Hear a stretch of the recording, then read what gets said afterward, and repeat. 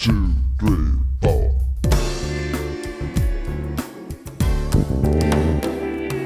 Down in the boiler room. That's where I found it. I found it down in the boiler room. Down in the boiler room. That's where I found it. My true love. It was over in the corner. Back behind the wall. Hi, this is Tony. Welcome to episode 4 of the Wrecking Yard podcast featuring Brian Paulson. Brian Paulson is the man responsible for the variation of my theme you heard at the beginning of the show, and I'm going to play the whole song at the end of the show instead of me yakking about donations and the website and blah blah blah. But I would like to mention that there is a short film on the website The Wrecking Yard featuring a tour of Brian Paulson's studio and including a variety of the noisemakers that Brian has put together. It seems to be a hobby of his. He has noisemakers all over the place, and he demonstrates some of the more interesting ones. You'll see, it's a short film, easy to watch, easy to get to. Just go to the Wrecking Yard, and there it is, Down in the Boiler Room, featuring Brian Paulson. Brian is honestly one of the nicest people I've ever met. He's also one of the most talented musicians I've ever been in the same room with. I tried playing drums along with him a couple times and failed miserably. The man, his rhythms were way too complicated for my upper arm style drumming. Enough of that stuff. Let's go down to Brian's basement where I had a very interesting talk with him. And then at the end of the show, you won't hear me. You'll hear Brian's version of Down in the Wrecking Yard entitled Down in the Boiler Room. So here it is, my talk with Brian Paulson. Things that really kind of connect the dots. Right. Well, what I'm hoping to do is A, we don't have to avoid politics completely, but I would like to, because I feel that I've pissed off enough people on Facebook that I don't need to piss off more people over here. Mm-hmm. And also, that's not really what it's about. The whole idea behind this is just to talk to people that have a passion for music or film or art or whatever, and just let them talk about why they have a passion and what planted that passion and what grew that passion and why it's a passion. You know, I just want to give people a platform to talk about what they love in a positive manner that makes people happy on the other end while they're listening to it. That is it. That is my goal right there. And also to provide a place where some curious kid out in the middle of nowhere who's looking for his next favorite band can go to a page and go, hey, this looks really interesting. Mm-hmm. I'd like to see what this is about. And then he would have, the interview on the page, the pictures on the page, the YouTube links on the page, maybe a song or two. In other words, everything a kid would need to get an idea of what a person sounds like all in one place. That's what I'm looking to do. That's true, because, there's, as we've seen and as like you have observed all the years, all the different artists, what they're really all about, at least as far as what the media goes. But in their music, you become an expert on that particular group of people. Sure. And everybody has their first musical memory or their first thought where they said, "Oh, I had shit, that looks like something I want to do." I had an epiphany when I was 13 years old. I could tell that you late. That. And it was really, because I was always a drummer, percussionist, thinking in terms of just constant motion, energy. And then finally focusing down and learning a piano and starting to go and hearing the patterns that are there. So for me, it was one day I realized that the patterns for Louie Louie was the same patterns for Hey You, Get Off My Cloud, and all these other rock songs. And it just hit me one day that's it. And from there, it's like I went a gazillion miles. And there was one band I remember particularly. I was maybe about 12 years old. I took the bus down to this cotillion place, and this band was playing it. The guitar player picks it up and does it over the head, and then with his teeth, the solo, And you're just a kid, and they did it really well. At least you thought. Right. Well, have you ever heard? Excuse me. You ever heard why the lyrics are unintelligible? Because of the microphone placement. It was because they did all the vocals, all the people that were singing did all the vocals under one microphone that was suspended from a ceiling. Right. And it was pretty high above them. And so they had to scream the vocals up into this mic, and that's why apparently. But you know, it was a certain sound. I do that in here. I record everything with one mic. Because to me, if you hear it, the mic hears it. The idea is to get it to sound like what you want it to come out as. It's an art form. It really is. You know, how do you want to present that? Well, we've been recording for a little while now. Okay. I'd like to tell people that we are down in Brian Paulson's basement, which is also his studio. The boiler room. And I would say probably also his lair. Yeah, it's a manna grove. Yeah, so, and I think that both of us have fairly strong, powerful voices. So, I mean, I think that if we keep the current distance that we have from the microphones, or at least don't get as close, sure. you know, about here would be about... Yeah, because, you know, just looking at these things, you got the gain stage happening. Yeah. There are no effects built into it. No, Is that correct? no. Okay, So this is, ahead. yeah, and this should be good. This is how it worked for me and the other folks I've talked to so far. Oh, yeah. Yeah. Just pull that down. You don't want a red light. Of course, the red light does some things in the analog world. Sure. It created a really nice saturated distortion. Yeah, we haven't gotten to the red yet, believe it or not, as loud as both of us are talking. But I think that's cool. Well, let's start from the very beginning with some historical background. Where are you from? When were you born? Blah, blah, blah, blah, blah. Well, I was born in the hospital so I could be near my mother. All right, I see where this is going. Laurium, Michigan. Oh, really? Yeah. So you're not And there's originally a from little Indiana? small mining community of English and Finnish, and I'm part Finnish, part German. Huh. And my grandfather was kind of like the guy who had the grocery store, the gas station, you know, a curio museum. And Right. The curio museum was my childhood playful.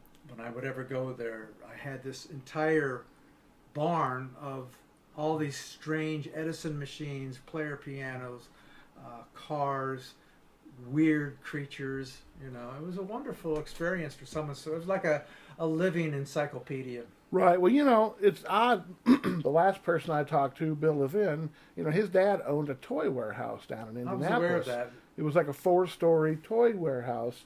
And I asked Bill if he hung out there when he was a kid. And he said, oh, all the time. He said, well, who wouldn't want to hang out in a toy warehouse? yeah, but I would say the same thing for you. Who wouldn't want to hang out in a place that's got an Edison cylinder player? Oh. I'd be messing with that thing all day long.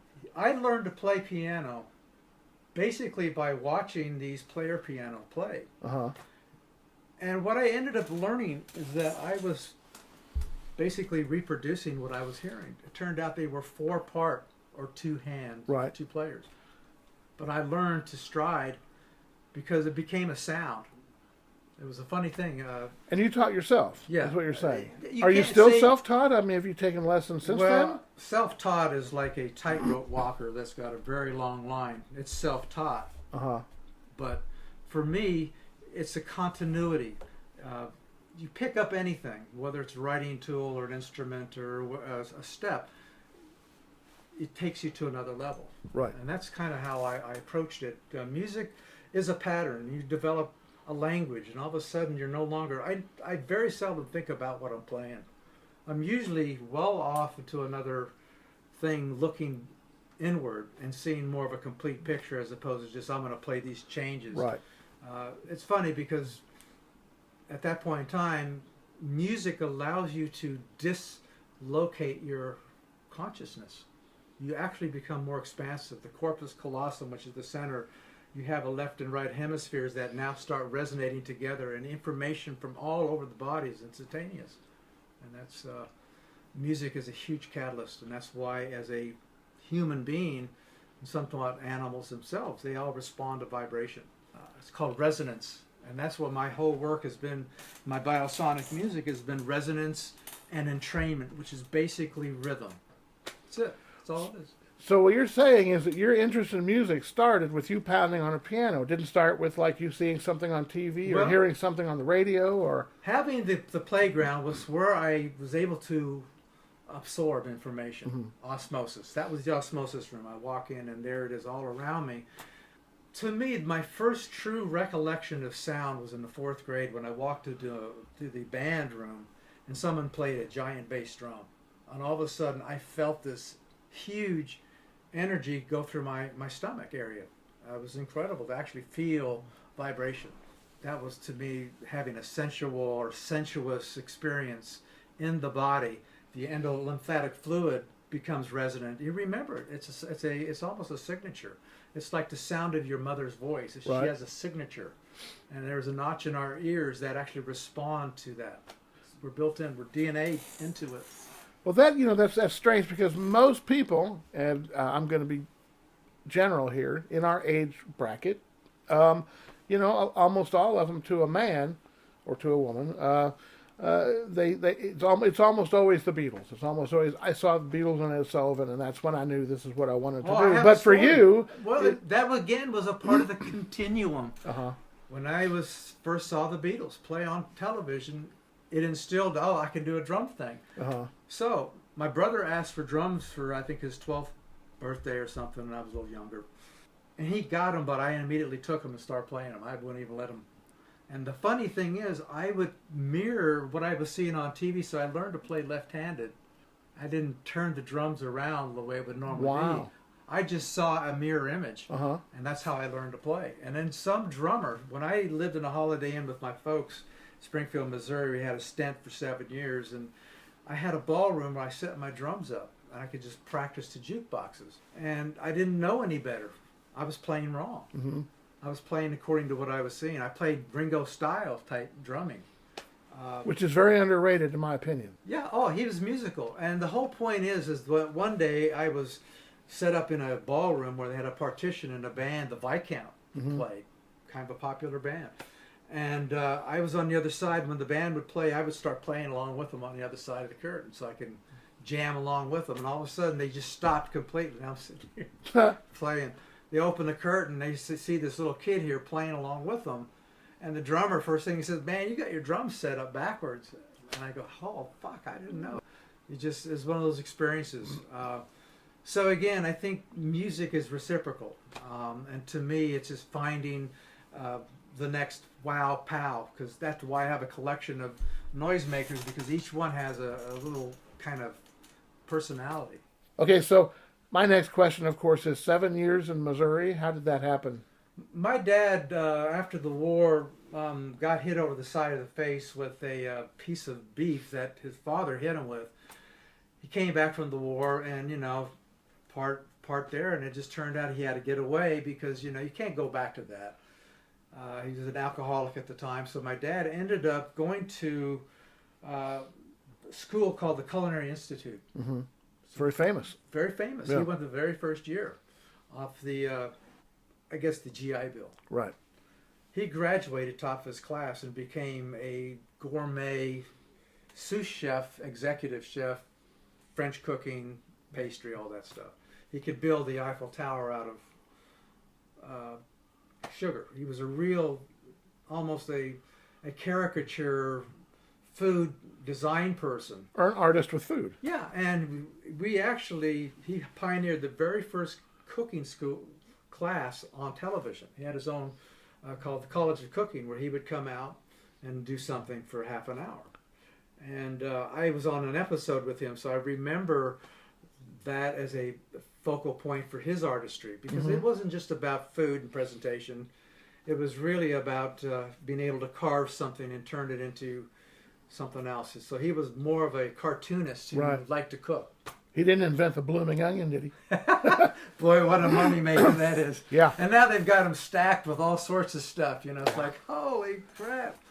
Okay, so in Missouri, what age are you? Teens? Basically, from Missouri, two parts. I was in Joplin, Missouri for 2 years. My dad worked for Mickey Mantle. He was his personal chef at the Holiday Inn that he owned in Joplin, Missouri. So you met Mickey Mantle Yeah, at I some actually point. did. I was in a photograph with him, and he was this giant of a man, really big You have that arms. photograph? That's somewhere. I'm sure we do. Okay. I have other photographs of my dad and Mickey. But the thing was, he had owned a hotel in Joplin. So we lived there for a couple of years. Then transferred to Springfield, Missouri. My dad worked for the mafia, basically. This is pretty exciting stuff. Well, back then, that time, it was real owned by people on their way out to own property in Las Vegas. It was this whole mob mentality where they just confiscated interests.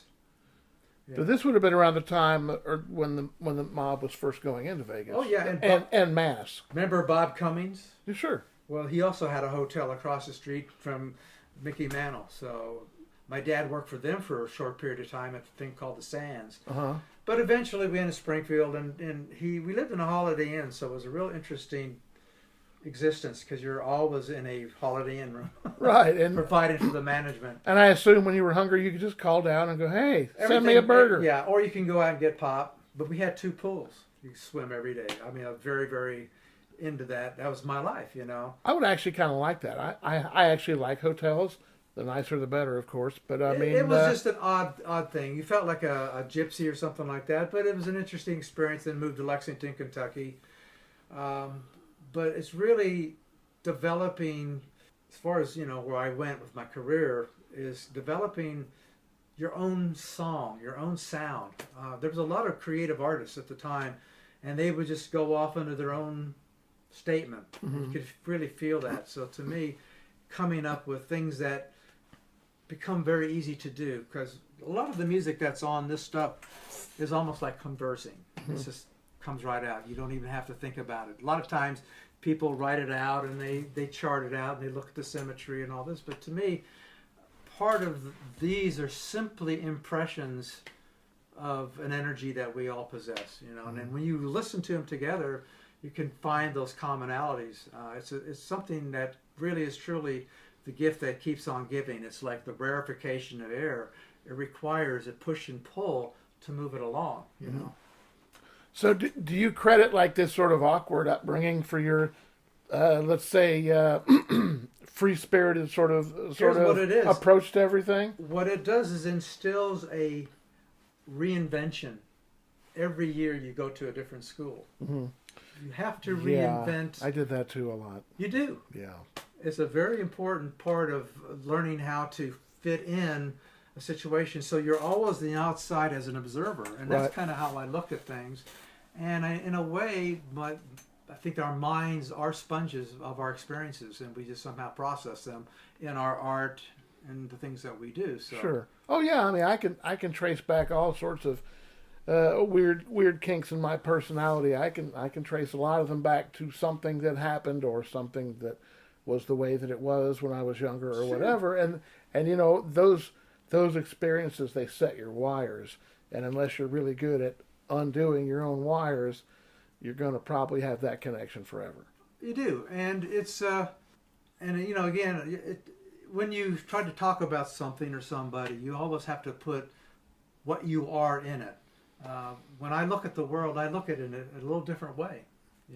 I hear it in a different way. Right. I process it differently. So it's learning to figure out that, other people don't do that. There's a lot of other things. You sit back and you're really amazed at what we are. I mean, the potential we have as human beings, unfortunately, we have a different way of valuing that. Some people don't value art. Some people don't value feelings or humanity. It's just a constant, more base experience, survival of the fittest, the strongest, smartest, richest. And then it becomes about power and control. I dated someone once whose dad didn't like music. I mean, and I asked because it seemed very strange to me. So I started asking questions, and finally he just said, "I don't like it. I find it irritating." Can you imagine going through your whole life finding music irritating? That just sounds like that's not a way to live. And to me, it's what are you being exposed to? Because in reality, a lot of people expose themselves to one kind of music for most of their lives. We now have so many choices. It's unreal. It's around us. It's ubiquitous. It's every store we go into. There's music. Oh yeah, it went from being kind of hard to being not hard at all. What I tell people is, like, for instance, when I was a teenager and I'd get an issue of Cream magazine or Circus or whatever, and I'd flip through it and I'd go, "Oh, hey, look, the Who have an album out. They got a new album out. I got to go get that." And I'd go and I'd buy it. But the thing is, nowadays, you've read 9 months before that Pete Townshend's going into the studio with Roger Daltrey to record a new album that hopefully will be released in May of next year or whatever. So you already know it's coming out while they're working on it, whereas it used to be you wouldn't know it was out till it was out. Yeah. And the advertisement reached whatever it is that you read. It's true. You know? And for instance, like, when I would read about a band, I would want to know more about them, but I literally had nothing else around me with which to use to find out about them. I would have to go to the library, or I would have to go to a bookstore and find a book about a specific artist, which there wasn't a lot of back then. Yeah, we went from having to work for it to being able to bathe in it. Yeah. You know, and I was talking to somebody about this same thing, is maybe we're not ready for that yet.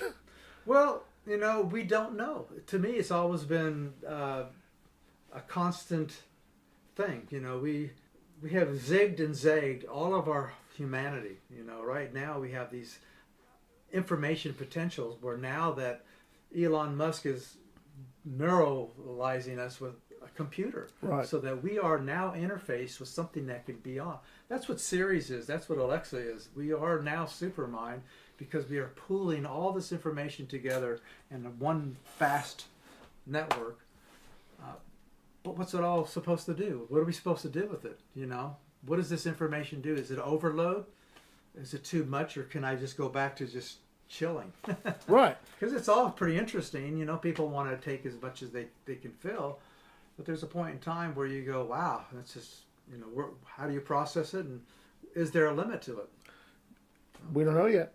You know, I mean, we shall see. I mean, this is a relatively new thing. I mean, even when, you know, I've had a computer since 1994, I think, 94, 95, and there was internet back then. Oh, yeah. But it wasn't as much. I mean, you could look stuff up there for a while, and you could find a couple of things. They're usually those crappy looking Took a while. websites that had the weird colors and the horrible graphics on the sides Oh, and man. stuff.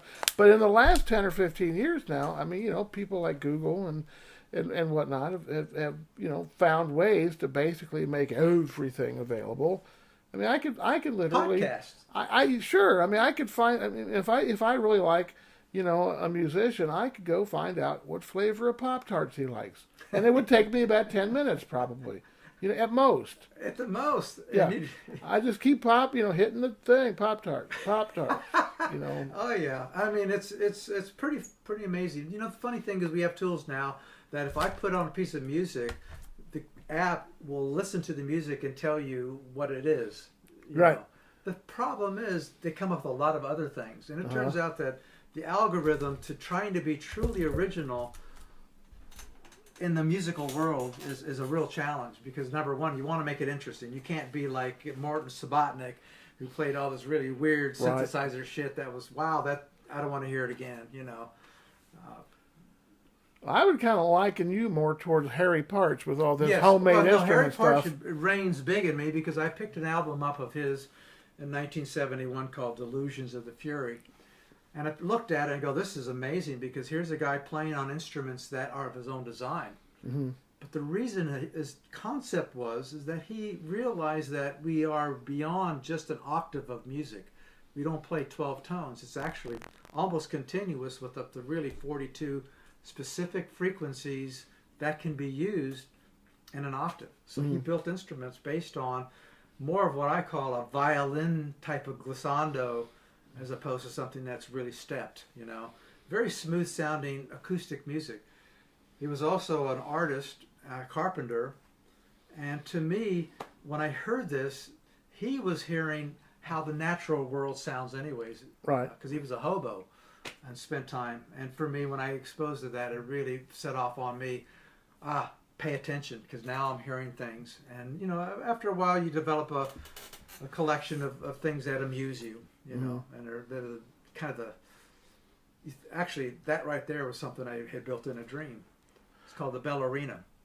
Well, we're gonna probably see that here in a little bit. But you know, the thing about Harry Parch was I saw pictures. I had seen an article about him somewhere, and I saw pictures of the instruments a good 2 years before I actually heard any of this stuff. Because it's not like his records were easy to find. No, and they're very difficult, because he believed the lowest frequencies would not be realized, and you were sitting on the floor. Right. Especially his marimba eroica, and analog was the only way he could really do it. But you had to be physically attacked. Right. But what I remember is all those instruments looked like something out of Mad Magazine or something. Yeah, oh yeah, it was wonderful. I mean, they were these instruments that like looked really weird and funny, and they would be going off in all these different places and have strings, all over and they mallets. They actually dressed up and this choreographed. So to me, it was kabuki with hobo music, with a classical sense of dramatic. And he was an odd character, but to me he really extended the vocabulary because he was classically trained and threw it all in a wood burning stove and burned all of his compositions. Right. Now I heard, I don't remember what happened afterwards, but I remember a few years ago I read an article that a lot of his original instruments had basically broken down. Or Mitchell is in charge of the museum. Right, and I was wondering if somebody had stepped forward and maybe started restoring some of them. Keep in mind that a lot of his instruments were not just the first ones. He went through and broke a lot of his early glass pieces. I mean, he went through quite a bit. So they were always constantly being monitored. That just happened to be where they were staying at the time. I'm sure there were things that he had thought about that he wasn't able to realize. But it was so elastic. That's the thing that really hit to me. And I think when a soloist plays a good solo, it's not just because he's playing these nice note arrangements, but he's being elastic with it, and he's able to kind of go beyond the linear and actually make it more human. Right. And I think that's really what we all want to do, is somehow relate something, even if it's a sound, make it talk. And if it talks, that's one of the things other musicians of love to do. We love to talk to each other, and it is a language. You hear it, and it's a lot of fun. There's a lot of humor in it. The deeper you go, there are things that seem to be a part of the archetype of sound and music. Right. Well, it's the same when in high school and slightly after, back when I was taking a lot of drugs and hanging out at a place where we could take a lot of drugs and not get in trouble.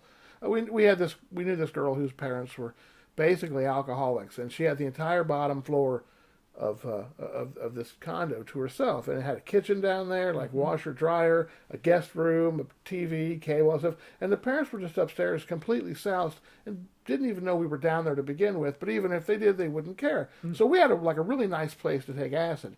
We'd take acid, we'd bring some food, we'd cook it up, we'd do our laundry. Wow. But the thing we would do is, we wouldn't just turn on the TV and stare at it. What we would do is we would basically lay on the couch, lay on the floor or whatever, and we'd listen to records, And it wasn't just you listening to a record, it was you listening to records with a group of people or a group of like-minded people, and you were all enjoying the experience in your own different way together. And there were certain albums, of course, that were more aimed towards the experience. I think we listened to A Wizard of True Star quite a bit under the influence.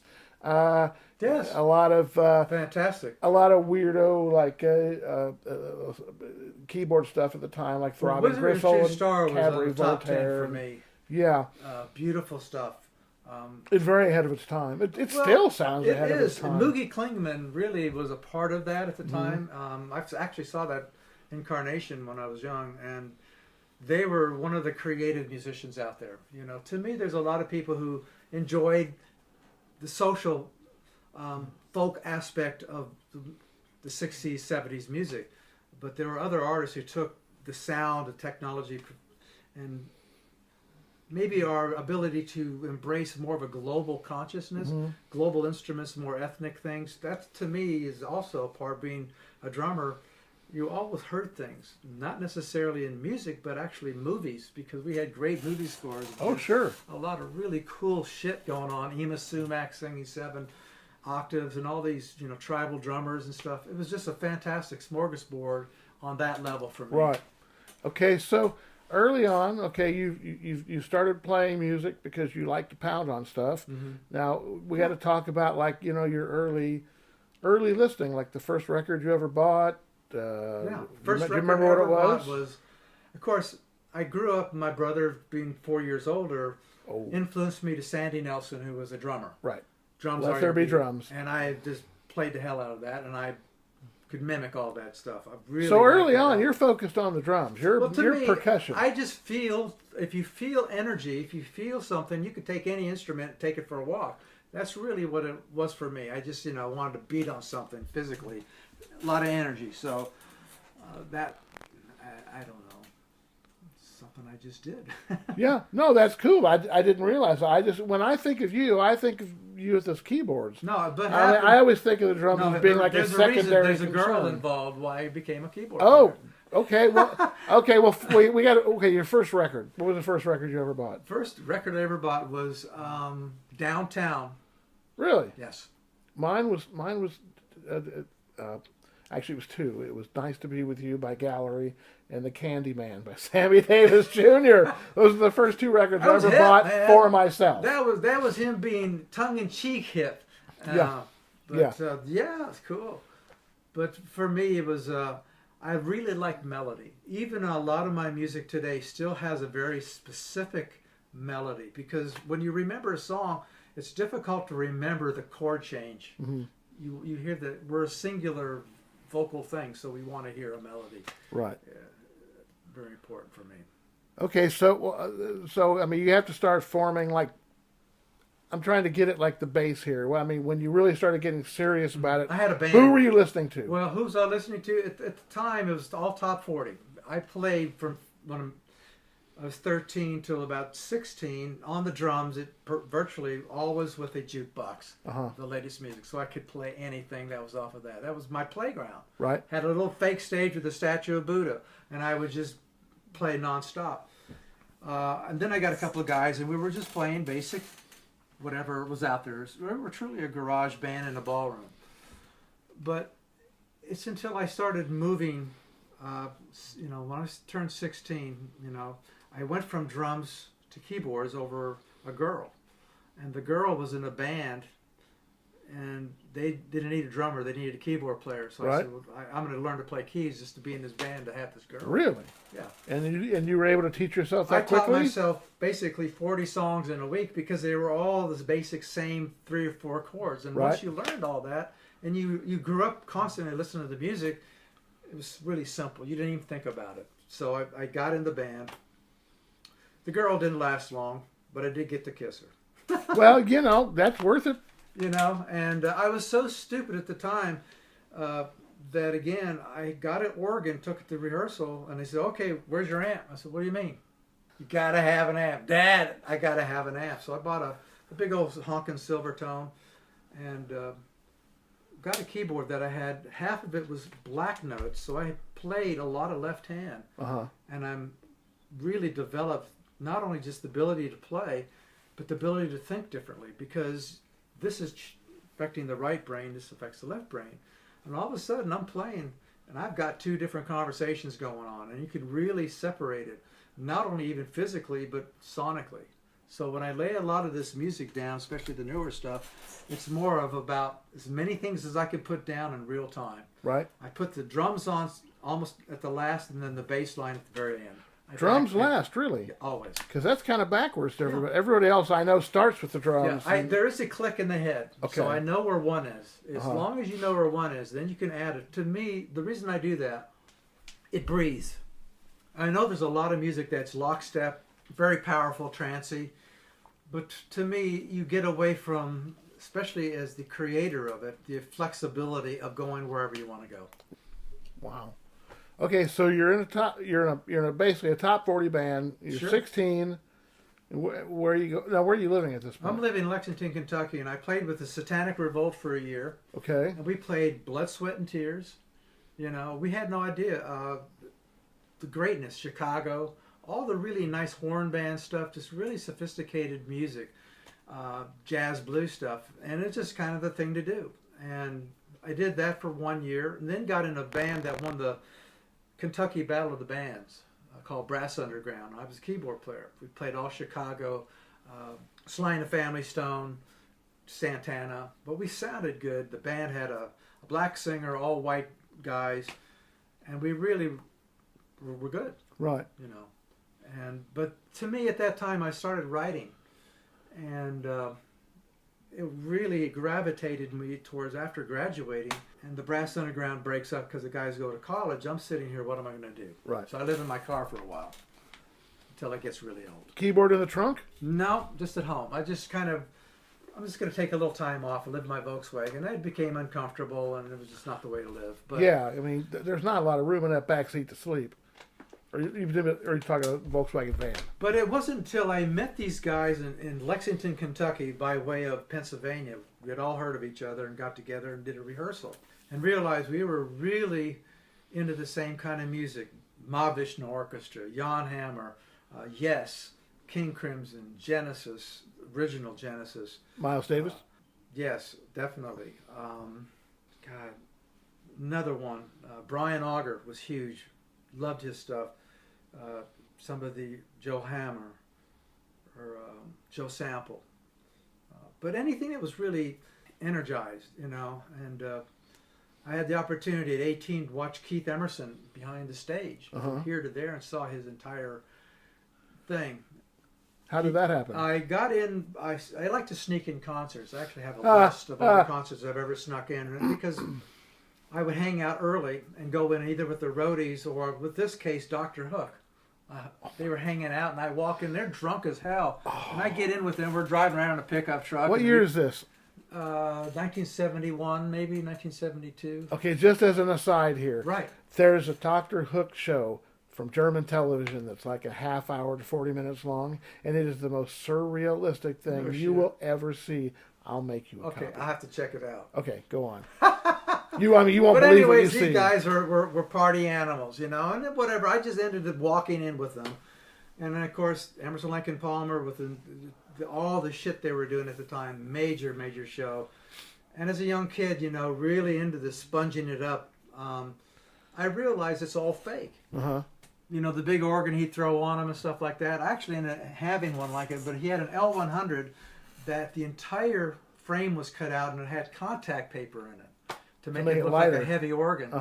You could lift it up with your finger. Really? Exactly. Is that the one that he stabbed? Yeah. And I always wondered about and that he pick it up because and he can move it around. Well, actually, they had gutted it because up close I pointed to the road. He said, "Oh man, it's conscious." He said, "Yeah, that's the secret, man. And it's all very lightweight, but it's a great show." Because when I heard about him stabbing it, I always wondered. I was like, "How does he? Does he have to buy a new keyboard every night?" I used to do it too. Here? Basically, you have a key sitting here. What you would do is you would stab it in the center, in the space. Right. And what that would do, the width of it would hold down a couple of keys, and he would use that as a drone. I see. So, yeah. Wow. It's all very show. good showman, and he was a great guy. Unfortunately, just a couple of years ago, he offed himself. Yeah, I saw that. I think he had some problems, and he wasn't able to play like he could before. The thing is, and that's sad because he was an amazing player and a major influence.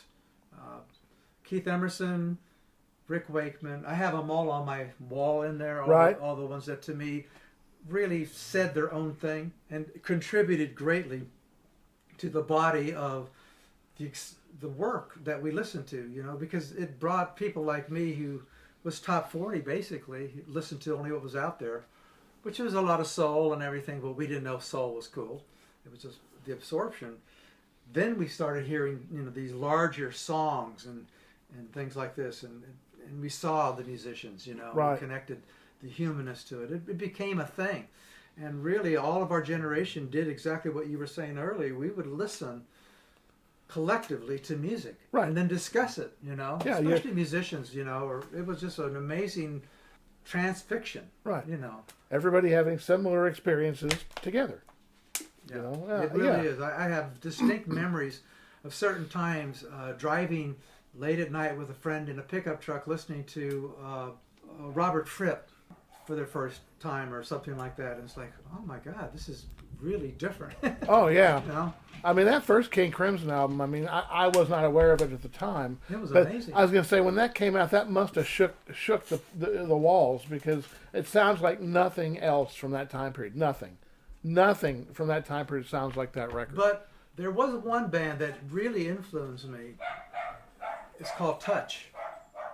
This is a band that has influenced more American and European musicians than anyone in the world, including Miles Davis, Jimi Hendrix, Yes, oh gosh, Uriah Heep, a couple of English groups, but this is a band out of California that 1968 produced, to me, a masterpiece of music.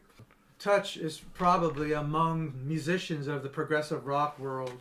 It's like we all come to that one center and go, yeah, that was the one. And every time I still hear it, it is not only relevant in terms of its content and message, but they came out with the very first album that had lyrics, and as you folded it up, it had hands that looked like they were flying. I've seen that album. Yes. I know. If you can look it up, it's all on YouTube. All those cuts. Listen to them sequentially, and listen to them, what they were doing at the time when there were no technologies available to do what they're doing. Sure. To me, it is a brilliant.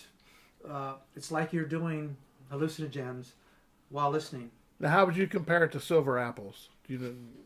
Almost 100% polar. Yeah, because they were doing the big keyboard thing too around the same time. Yeah, but that album also doesn't sound like anything else from that time. It turned out that in Touch, the keyboard player was a guy named Don Gallucci, who was the original keyboard player but the guys who did Louie Louie. Ah, okay. The Kingsmen. He He was with the Kingsmen, and then he went on to produce Krabby Appleton, but he was an amazing influence, even though I don't pretend to emulate his style, but when I listen to myself, I go, oh, I hear those influences. I don't think that when I'm playing, obviously, because you're conversing, but you are always saying words that somebody else may have said, always standing on somebody else's shoulders. Obviously, we wouldn't have gotten there if it hadn't been something, you know. Sure. So you're saying this Touch album is kind of like the Sgt. Pepper of the progressive world. It was. And Sgt. Pepper, too, was, the catalyst for us as musicians. The Beatles, this is mind-blowing, and was along that same era. But this was a California band that had some of the best virtuoso musicians, singers, and their collective songwriting said something. Everything they did, you felt an earnestness to it. And it's not like Perry Como. No. No. Okay, so how did you end up in Indiana? Oh, Paoli, Indiana. My dad was a professor at Northwood, which is in that big giant dome down in West Baden Springs, in a huge structure. A culinary professor, I assume? Actually, he was taught that was his thing, hotel and restaurant management. And he taught all aspects of it. And became a very good, well-known professor. And we lived in this building for a while. But at the time, I ended up living in Lexington, though. I mean, I went to school there for a couple of years, but I dropped out to play music full-time with this band that we met from Pennsylvania and created this pre-album. And to me, we were the culmination of all the things we liked in each other.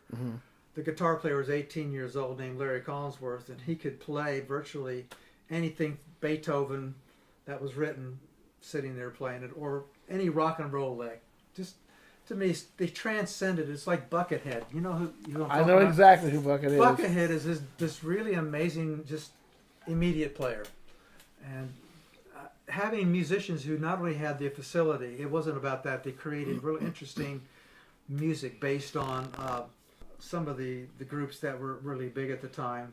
And I can't think of the one right now, but I'm about to say Rob Roy, but that's wrong.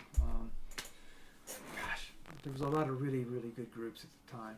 And to me, everyone was bringing a different storyline to it. There was, even if it was imaginary, like some of Yes's stuff, it gave us something different to think about other than to, get from A to B, the work thing. We had the luxury to experience, a fantasy of sorts. Music, I think, is a huge fantasy. It is for me. It's a great release. Every one of these is some therapeutic in some way. Okay. Speaking of Yes, did you happen to read Rick Wakeman's book? No, I did not. Oh, it's really funny. And he was kind of a funny guy. Yeah, he is a funny guy, but there's a sequence where he's talking about they were playing a show, and it was a really long show. I think they were probably, playing all of Tales of Topographic Oceans or something. And he said he was really hungry. And so he actually had one of the roadies order him some Indian takeout during the show. And then the roadie brought it back, and he said he was performing. He just pointed to the top of his organ And he said that he spread out like the bread and the curry and stuff all over the keyboard so that he could eat while they were playing. I've done that. Really? I have a photograph I'll send you. I was taking a solo, and my thing was I used to have these really weird-looking clothes that was fluorescent. I had on top of my organ grapes, and that was a solo. I would be eating grapes, you know. Yeah. The book also talks about where he got his cape. He was coming on stage. He saw some guy wearing a cape. He goes, "Hey, I really like your cape. Can I buy it?" And that was it. Boom. He went out with a cape. Yeah.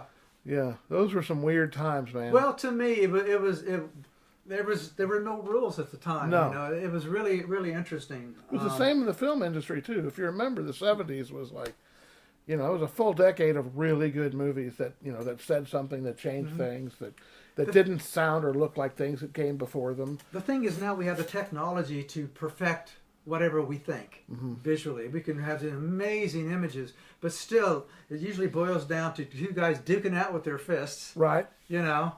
But we really still want content. We want basic communication. I think. I think there's a very important part of us as a species, a communicator, musician, artist, figuring out that way. And right now we have a lot of factions in this world that are not communicating. They have their own agenda. Yeah, well, and I think the internet makes us more aware of it. I think these people have always been around. It's just now they can talk to each other easily. That's it. We have now perfected short band where it's easy to use. Yeah. Everyone's got a CB. We do. We are CBs. And we are information junkies. We thrive on it. We need 3 billion bits of information per second to even be awake. So I check news all day long. Yeah. It's like an hour passes, I go, oh, shit, I wonder if something happened. I better check. Yeah. When you're a kid, you had to wait till like 11 o'clock at night or whatever to find out what happened.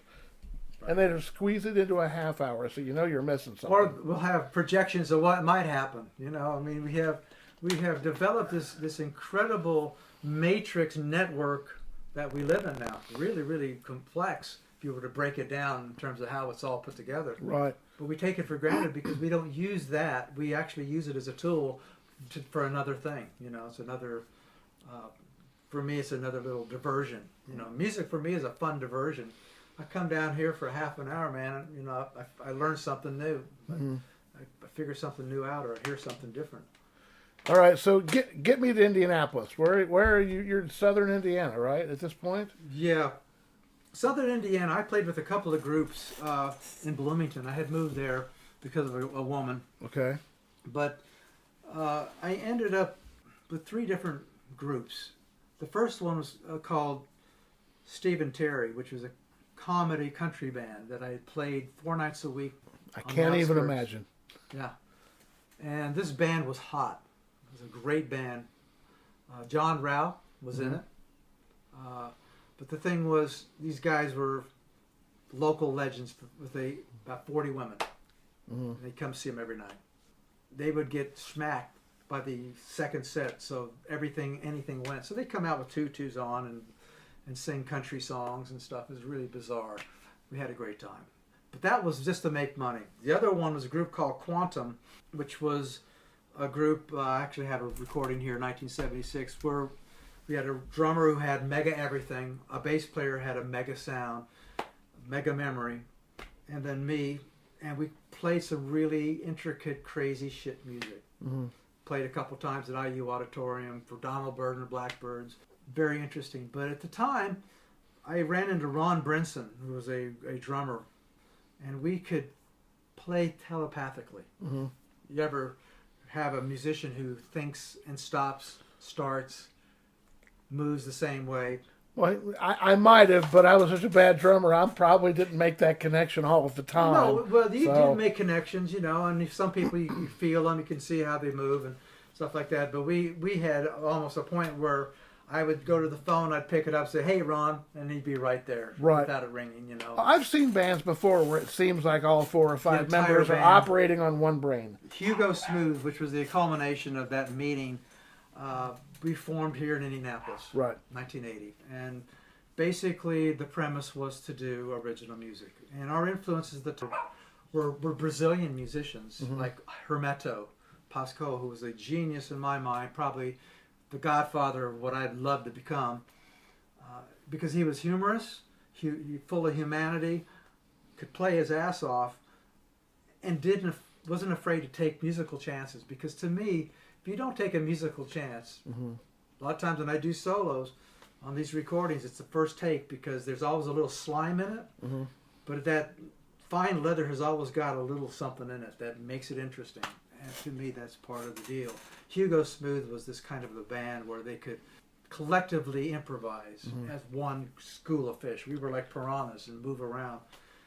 And literally recorded one album that to me was just a tiny slice, because we actually had a better album together recorded of our years of playing together. And the dad lost the master tape. No. Yeah, he wrote over it.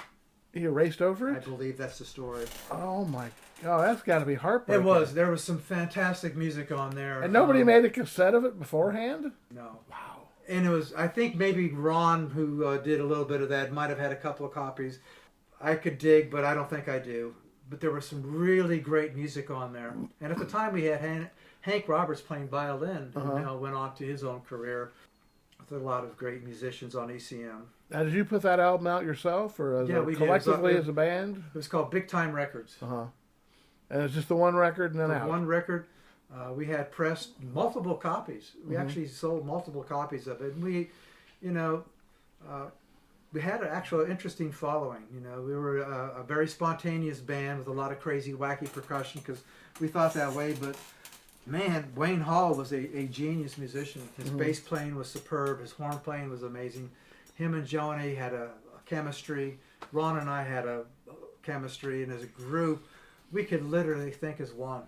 I haven't seen a lot, but I've seen some bands, like I say, that while they're playing, it just seems as though they're all sharing one communal brain.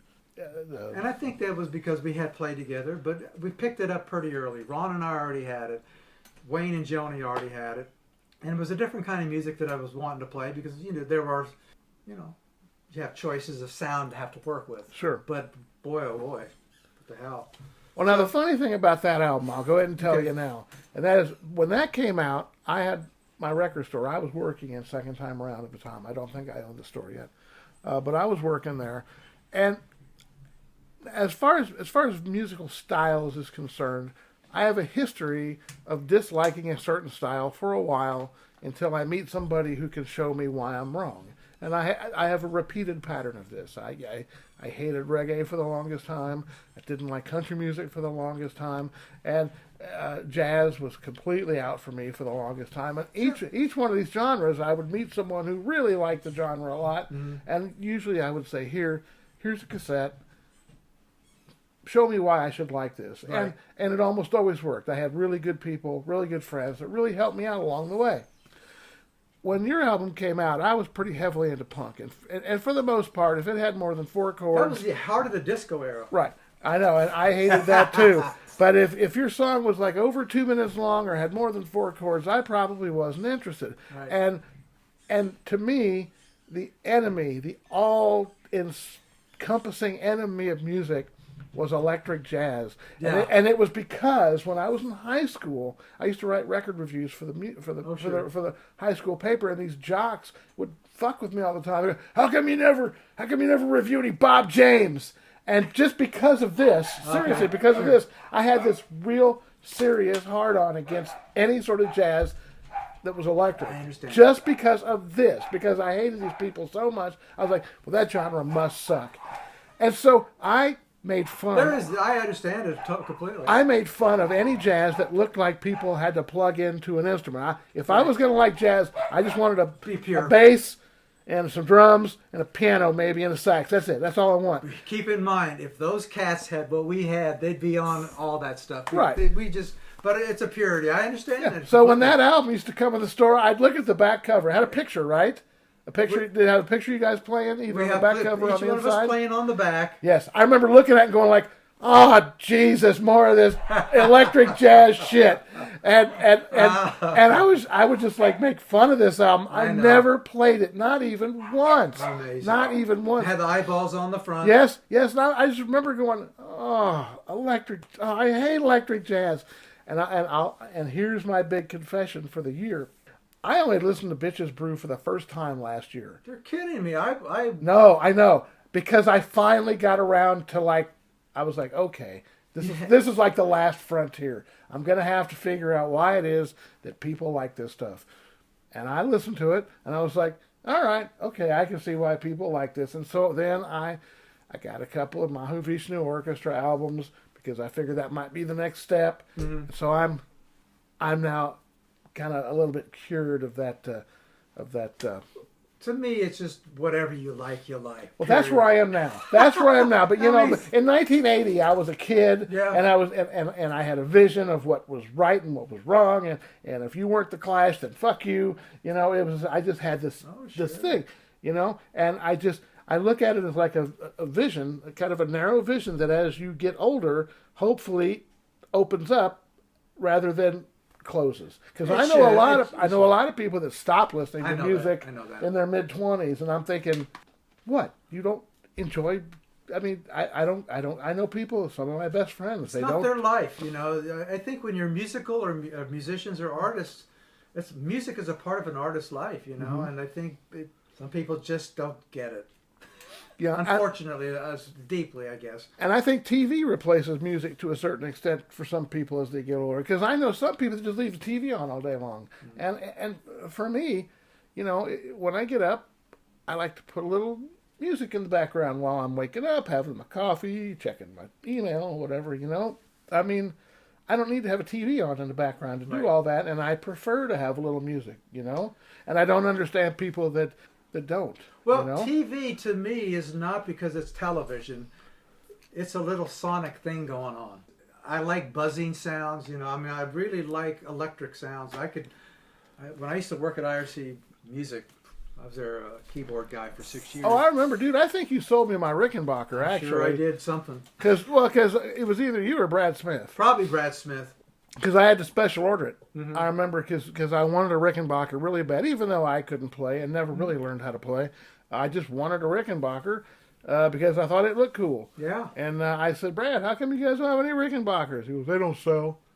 And I was like, well, I want one. They and sound great. It was expensive. It was like back then. It was like $1,100. I was just going to say $1,100. Those suckers were. But you know what? I played with musicians who had them, and you know I've heard recordings. It's a nice sound. It's they have really a sound, well-tuned sound. So I mean, if you had it and it played well, it did. Look, I never learned more than 2 or 3 chords, and I couldn't move fast enough between them to actually do anything with them. I stopped trying to learn the Sposy way because you know I've had people scream at the way I play, and I think what it is, if it gets you there, you're there. You know, forget everything else. The rules are just because somebody took the time to put down some ideas. But this doesn't necessarily mean that you have to follow them or they actually are law. There are certain laws we all know, but law of the octave and all that stuff. But I don't know. We are so diverse, but yet we crave something universal, don't you think? Oh, yeah. Okay, so after Hugo Smooth, what happens? Kind of floundered.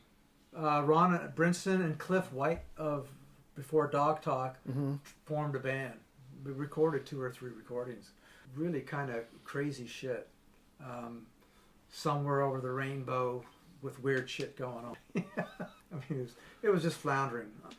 And then I got a job by Joe Bennett working at Bennett Recording Studio as a radio recorder, engineer, composer, music director. Here's your room, produce. Jack of all trades. I did it for 3 years, won several Addies, Tellys. Every day you had to be productive. For me, it was wonderful. I was very creative, did a lot of music, got my craft down. So when it came to sound and working with that medium, you have limitations. You know, you're working against acoustic phenomenon. But once you learn the tools, and I just learned a few tricks not too long ago on my new record. Once you learn that, then you can start communicating. Working for Bennett Innovation, I learned to actually work with people, produce. You just get your craft down. And then I moved out to Elwood, Indiana. My wife Jolie was working at Kokomo, bought a geodesic dome. And there I created my first biosonic music Brainbuster, Power 7, all these things that activated left and right hemispheres of the brain. Because I was doing these experiments and I was going, you know what, something's going on here. And there's science behind it. I just wanted to do, because it's physics, it's science, you can figure things out, you can feel things. And if you're sensitive enough, you can put your body in a trance. And I produced a bunch of stuff there and learned a lot about the, quote, psychic world, because I did a lot of psychic fairs, which are just complete bullshit artists. Right.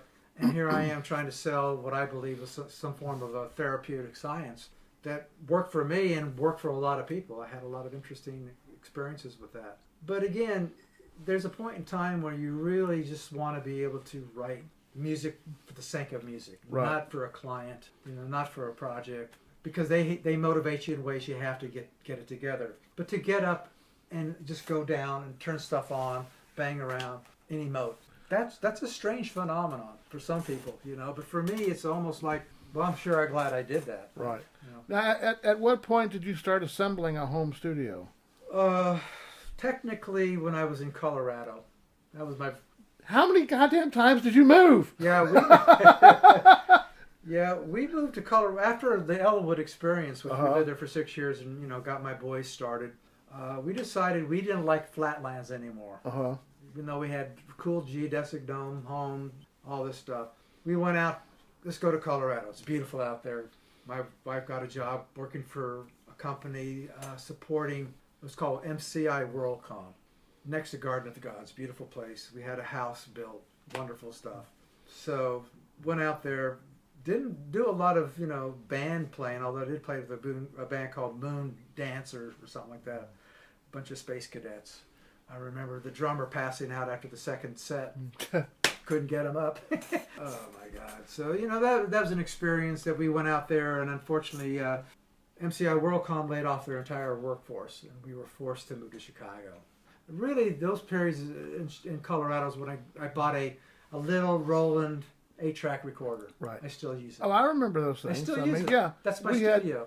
Because to me, I can at least don't have to worry about rewinding. Right. It's a digital in some ways. It's so easy to work with. You turn it on, there's no boot time, you hit boom, boom. You record the CD, which is always a physical medium, which I think is still important. There you go. Right. I have a mastering tool that is wonderful. To me, you have to be able to present a level of sound to people that are used to it. And so you're, I'm sorry, I didn't mean to. So you're still recording on a recorder, not on a computer? Right. I had never used computers here. At Bennett Innovation, we used a computer setup. But it was not computer setup for audio. It was only sequencing. And sequencing was easy. You create your parts, put them together and stuff like that. It was a lot of fun to help the brain organize. Very Mozartian, the way he would chop and paste, cut and ebb and flow and all that shit. So no GarageBand for you? No. The only reason I use GarageBand is when I create a piece of music on CD, I'll play the CD physically into GarageBand as a stereo track so I can switch it over to Facebook. But, if I wanted to, I can go back and play along with it and edit and do all the other stuff. But I just figured it's a quick link for me to go from my process to that. I tried recording into the GarageBand as a track, but I like my other system better. Right. Because it has some tools that are pretty innovative. I just use this as a mastering tool. So would it be fair to say that you perform futuristic music on vintage instruments? Well, to me, it's almost like I play... That's generalizing, of course. Futuristic instruments in a very old-fashioned way. All right. That's kind of what I do, because I still want to pay homage to people like or Charles Mingus, Miles Davis, Herbie Hancock, Chick Corea. Those are the brothers you're playing ball with. Right. And then all of a sudden, you find this one little thing, and it becomes, oh, wow, I want to do that again, or I like to hear that. It's funny because there's all these little things that go by, but what is it that we land on and pick to use? What artist, what painting, why do we stop here? We have the ability to keep flipping through the pages. Well, wow, because I just assumed that you probably had all sorts of computerized stuff in there going. No, if you come in, I show you, I just have my little 8-track recorder I've had since Colorado, since 2000. And I put in a couple new hard drives because they eventually wear out. But in some ways, I pioneered the very first Roland recorder at Bennett Innovation, and I liked the ability they had. but there were still some problems in resolution. This, to me, sounds as good as my hearing at this point in time. Right. Yeah, because in my mind, I picture you like as sort of a mad scientist in a lab coat, Well, in there going. I've been told that, but not in a bad way. I know I'm scientifically mad, which means that you recognize a phenomenon, and there's this weird process that goes on. You want to be able to alter it or extend it. It was always a game of other people who love to do this as a way of one-upmanship. Right. You know, it's like three magicians. Hey, here's my latest trick. For musicians, it's like that. Really great musicians that I've played with in my career. I played with Miles Davis, not Miles Davis, but the trumpet player, Dizzy Gillespie. Really? With in 1980. Hugo Smooth actually played around with people like Spyro Gyra, Papa John Creech, Dizzy Gillespie. They even played with Kathy Mattea. Interesting. Wow. On vintage IndyCar parts on television. So, I mean, it's interesting what you end up doing. But for me right now, this stage of my life, you know, I wish I had somebody who can just say, hey, take this out there and make it available so that I can make some money on it. Right. Well, I mean, now you're selling stuff on the internet, right? I Well, mean, if somebody wants your stuff, where do they go? They call me here at home. I used to have a website. Really? I don't. You have to kind of know me personally, but what I do, I manufacture all my artwork. Mm-hmm. I cut it and press it, print it, high quality printer, and I burn my CDs and shrink wrap it. So Everything I do here the at entire practice here to order. So you have replaced the music business. You do the performing, and the artwork, and the packaging, But not the marketing. and the shipping. Right, everything. I have a group of people. I've sold some licensing throughout my career. Some of my Biosonic music, which is out there under Mind Power. There's about 12 titles of pretty cool stuff. That was licensed away. I just took a thing. I still own the music, but I gave them the ability to just give me a lump sum and we're done. Well, weren't you selling some stuff on CD Baby for a while? I have one CD called Layers on CD Baby. Okay. I could go out there. It's like paying for play. You know, it's a weird process to have to do that. But I do make all the profit, Right. which is the Which way is to do it. good. I control all the elements, but there is no editing because, in your own mind you think you're the perfect editor, but you're not always the receiver. Well, here's the thing that I find a little bit mystifying, and that is, how come people from like Hollywood aren't like calling you up and saying, Because I "Hey, haven't done this. To me, you're only as good as your agent. Any person who's ever won an award, first person they ask, whether their mother or their daughter or wife, is their agent. right, our manager"? Because you have the best product in the world. If it's not out there, people don't know about it. I mean, I'm sure if somebody needed some music for a film, I'm sure you could do it. If somebody needed some weird noises for a film, I'm sure you I could have do a it. library that I sample myself because I have so much of it, and I have a world here. So to me, yeah, a nice little project. I mean, I've done one. You've probably seen it. It was a video. I don't know if I have it here, right here. But it was all 3D imaging that I did 10 cuts to. Really high quality stuff. And that was a wonderful project for me. See, now this would have been very handy for me back in the 80s when we had that room that we could hang out in. This was like doing that now, and if you watch it with glasses that don't give you 3D, but gives you 3D dimension and color, and his processing in my music that puts into different states of, whatever you want to be. Well, just Fun project. Just in case somebody out there is listening to this, I mean, are you open to the idea if somebody calls you up and Please says, "Hey, call me. I got a movie, I need Please some call music"? me. I will take checks. I will actually, we could work it out. All right, good.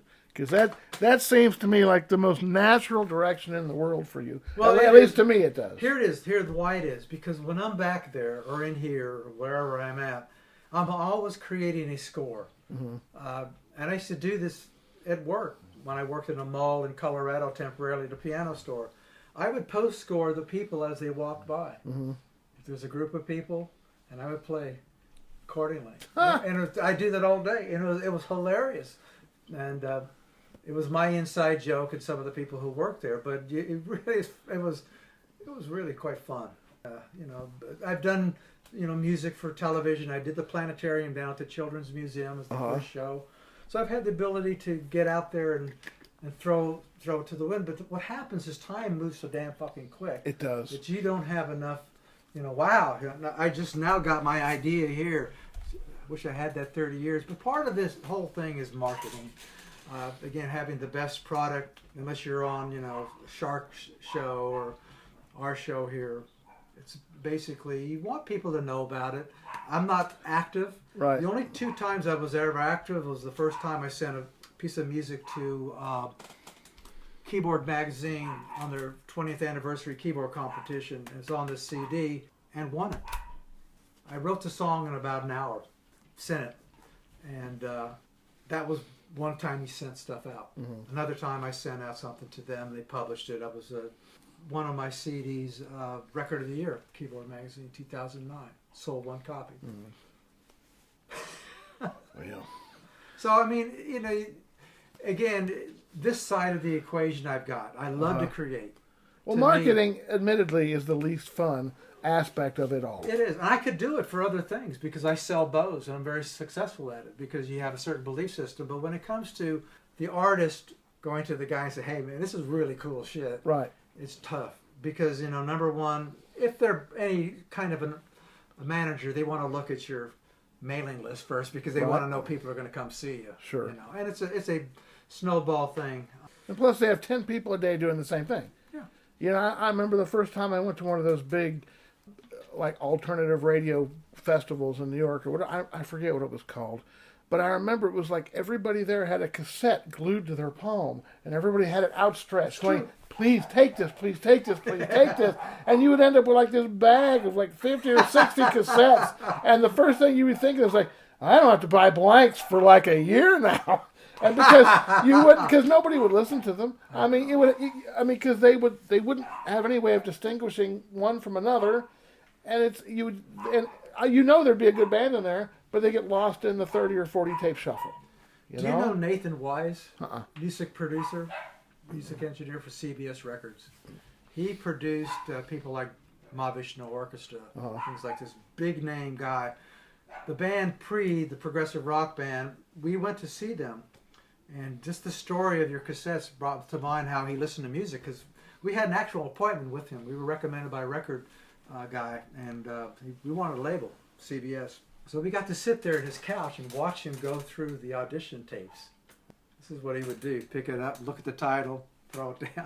He would not even play it. He'd pick it up, throw it down. Because they get so many. Oh, it was ridiculous. They get so many. I have a compilation at home of a guy who used to work for a major record label, and he saved like the worst stuff that he was sent. I believe it. And it's beyond horrible. It's beyond horrible. I know, and I know he was doing this, and he played our music and actually jumped up and says, man, I love what you're doing. Get a manager and I'll sign you. The band could not find a manager. Played a couple of gigs with like Climax Blues Band from England, and then fell apart just due to no money and support. Sure. Kentucky at the time. But Nathan Weiss, the way he would pick up the people's music, it was like hilarious. He didn't listen. Yeah. Yeah. Just boom, boom, boom. But anyways, it's kind of the way it is. But it was an industry for people who had lawyer skills, pretty much. Timing, luck, perseverance. But like I say again, when you look at the entire career, I go, wow, got all this, but time is changing. As you get older, every year is faster. It's like we're on a super spin. That's right. And you do feel more compelled to finalize your art, because now you have gotten your craft. You understand your consciousness a little better, providing you're still conscious, and then you want to fine tune your statement. And I think as a musician, that's part of the evolution from when you start to when your end is. What the hell were you thinking? Right.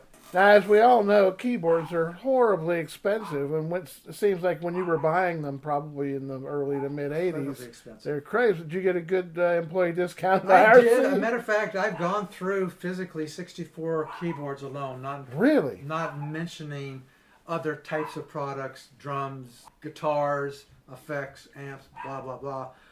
For me, it was always discovery, and I've had a couple of DX7s, a DX7 II, DX1, a lot of the Korg family, Hammonds, Fender Rhodes. I used to repair them. I was an expert at that. Did you ever get your finger on a Clavinet? no? I know what it is. I had the name of it. It was one of the first instruments that had like a disc. Opticon? I want to say emulator. Is that right? Well, there's an emulator, right? Exactly, emulator. It was a voice. Fairlight. That's it. Fairlight. Okay, the Fairlight. Yes, that was all white. Basically, it was a kind of computer, and it did sample really grainy samples for a few short time. But do your dogs know I'm here? Huh? Do your dogs know I'm here? Is we that may the have deal? other kids walking and going. I've got my son's probably walking home. But they're part of the vocabulary in our home. I just thought maybe they were at the door barking down because they heard my voice or we something. have 4 circus dogs. They're all rescues, and they're talking to us. Here I am. So if it's on the sound, Yeah. What are you gonna do? But anyways, yeah, it's a journey on anything, and the funny thing is, by the time you got to figure it out, and I think maybe that's what the journey is. It's about figuring it out. It's not getting the answer, because there is no answer. It's always a process. In anything we do, really, the way you live your life, the way you do your art, the way you communicate, it's just, and that's the self-awareness of it, you know what I'm saying? Right. And so now you've just put out your 39th record. Is that what I'm? Right. I'm sorry, I used the word record. You know Right. what I mean, CD. I think you have a copy of that. I do. It's off the charts, and the name to me simply means what I do. I hate going to a band and watching guys putting up their charts and playing. Right. I know it's a crutch. It's a way you communicate quickly with a lot of players. But what it does, it pulls a different part of your brain to process it. I know there's people who are very talented who can do both. For my whole idea was, I'm going to create something from nothing. I'm just going to go off the charts and just see if you can make shit out of it. Right. It's like when you're sculpting. You got this block. What the hell is it? You start whacking at it, and all of a sudden you go, oh yeah, I like that mistake, and you start, fine-tuning it. Something grabs you, and that's how that music is produced now. Right. I'll have a theme that will drive me crazy for some reason, and I'll have dreamt it, put it down, just kind of all of a sudden, and it's very Eastern concept.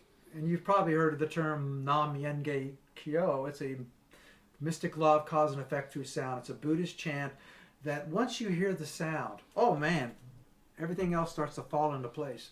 And good musicians are like that. You get your tone, you get your sound, you get the keyboard, if it's all in tune, there's a light switch that goes on. And that's with every musician I've ever played with who are really, really in tune. Something clicks on them. Right. It's like, whoa. And also, like you were saying before, I mean, I think sometimes the mistakes make the art. Like say, for instance, you were saying about somebody chipping away at some marble and not knowing what it is. Well, maybe they start out making an angel, and then a couple of mistakes later, fuck it, it's a gargoyle. Sometimes I think the art takes you with it. It does.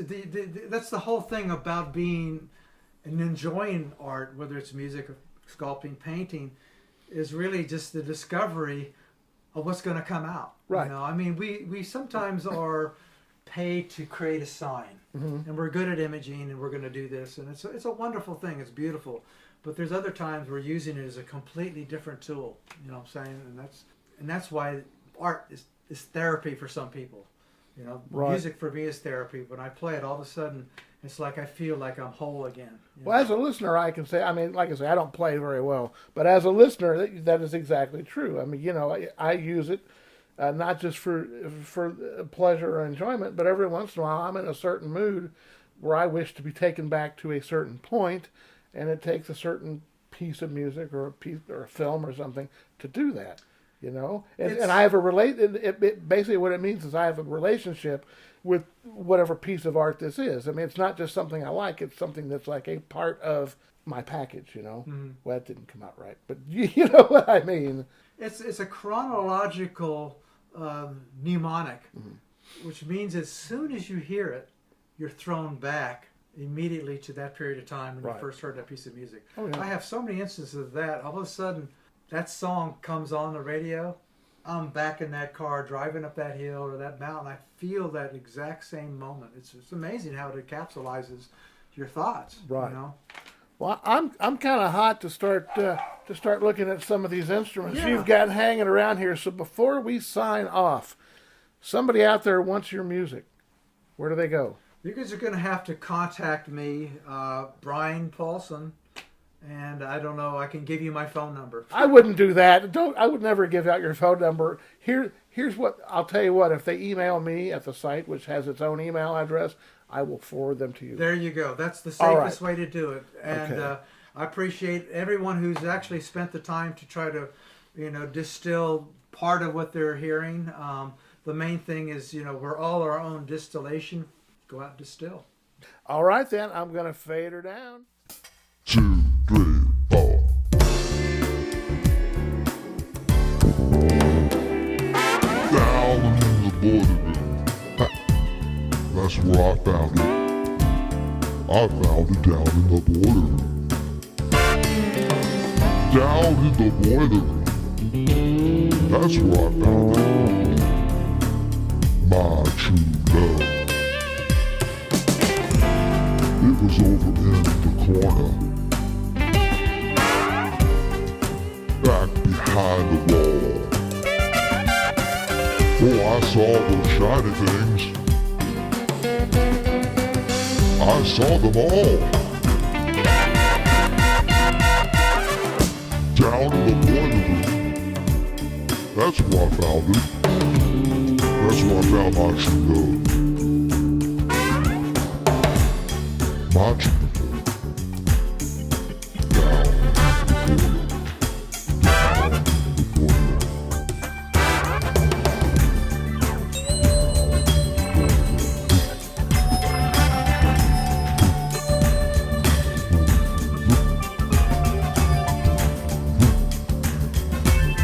I was just going down in the boiler room to find something.